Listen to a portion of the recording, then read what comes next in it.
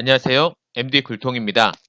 이번 영상은 백화점과 면세점 가격 차이와 상품 전략에 대해 알아보는 시간을 가져보겠습니다. 손익계산서를 다룬 영상에서 내수시장, 특히 백화점의 가격 구조는 한번 다루어서 오늘은 면세점을 중심으로 말씀을 드릴까 합니다.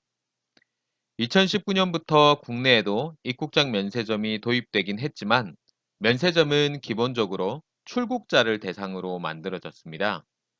우리나라야 시내 면세점의 매출 비중이 압도적으로 크지만 전 세계적으로 대부분의 면세점은 공항에 위치하고 있습니다. 결제 통화도 원화가 아닌 US 달러를 기본으로 하고 있죠. A라는 나라와 B라는 나라가 비행기로 왔다 갔다 하는데 타고 내릴 때의 가격이 다르다면 비싼 나라에서는 해당 물건이 팔리지 않겠죠.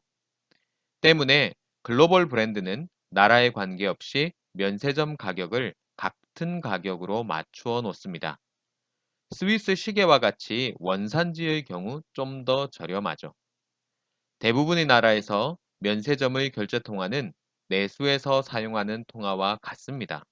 일본은 엔화, 홍콩은 홍콩 달러, 유럽은 유로와 같은 식이죠. 그래서 매년 초 환율 변동에 의해 발생되는 국가별 면세품 가격 차이를 조정하죠. 물론 국가 사정으로 환율이 급격하게 변동하면 1년이 안 되어도 조정을 합니다. 하지만 급격하게 환율이 바뀌더라도 내수시장과 결제 통화가 같기 때문에 내수시장과의 가격 차이는 일정하게 유지가 되죠.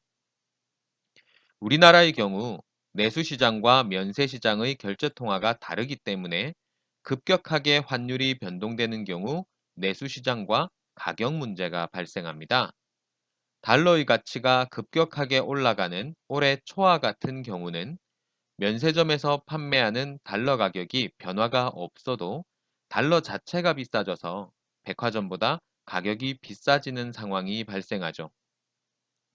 면세점이란 이름처럼 기본적으로는 세금 정도의 가격만큼만 차이가 나도 되죠. 하지만 우리나라와 같이 결제 통화가 다른 나라는 가격 역전 현상이 생기지 않도록 내수시장과의 가격 차이가 세금보다 조금 더 나도록 하죠. 많은 브랜드에서 면세시장과 내수시장의 가격 차이를 15%에서 20% 정도 차이를 내고 있습니다. 내수시장에서 잘 팔리지만 면세시장에서는 잘 팔리지 않는 상품도 있는데요.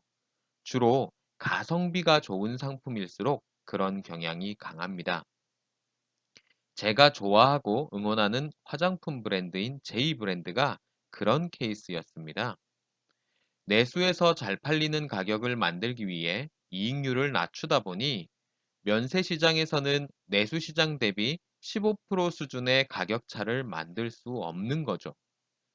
고객들도 구태여 면세점에서 구매하지 않아도 되니까 면세점 매출이 낮게 나옵니다. 마찬가지 이유로 내수시장에서 온라인 매장의 평균 할인율이 높은 상품도 같은 이유로 면세점의 매출이 낮습니다.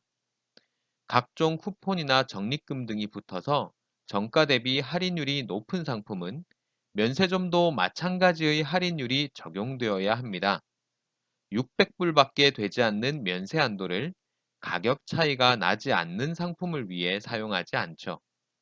그래서 면세점과 궁합이 잘 맞는 상품은 일반적으로 할인을 하지 않는 상품입니다.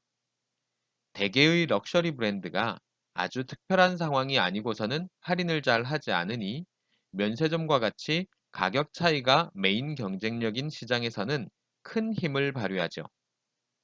더군다나 해외여행은 개인적으로 큰 비용을 투자하는 셈이니 이참에 눈여겨봤던 고가의 상품을 싸게 구매해보겠다는 심리도 작용하고요. 이런 이유로 인해 내수시장에서 검증된 상품이라고 해서 항상 면세점에서 잘 팔리는 건 아니에요. 좋은 원재료를 사용하고 공정이 복잡해 원가율이 높은데도 가격을 경쟁력 있게 가져간다는 건 면세점으로 가지고 왔을 때 더 낮출 수 있는 가격 구조가 없을 경우가 많습니다.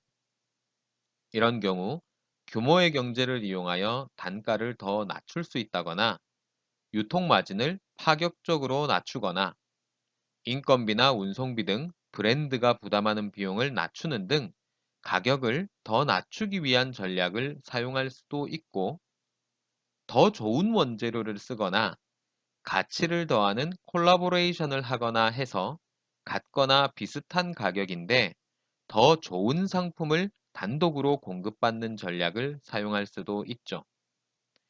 과거의 백화점들이 자기 백화점과 콜라보레이션 한 단독 상품이라고 백화점 이니셜 붙여서 판 상품이 가끔 출시되었는데 이런 경우는 가치를 더하는 콜라보레이션이 아니죠.